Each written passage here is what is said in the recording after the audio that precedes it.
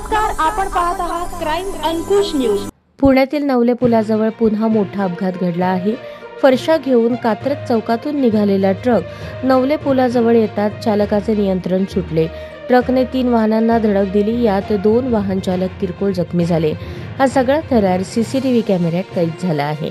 मंगळवारी पहाटे 5च्या सुमारास फरशा घेऊन निघालेला ट्रक नवले पुलाखाली आला असता ट्रक चालकाचे वाहनावरील नियंत्रण सुटल्याने रेडमिक्स डंपर वाहनाला तसेच 2 कारला जोराची धडक दिली।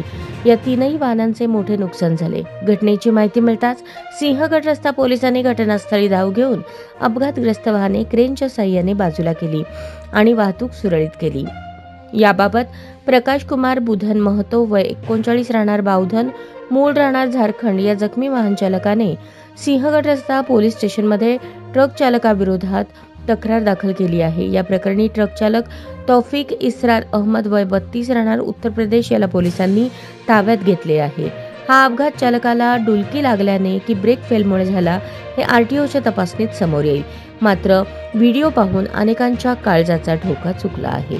न्यूज चॅनलला लाईक करा, शेअर करा आणि सबस्क्राईब करा।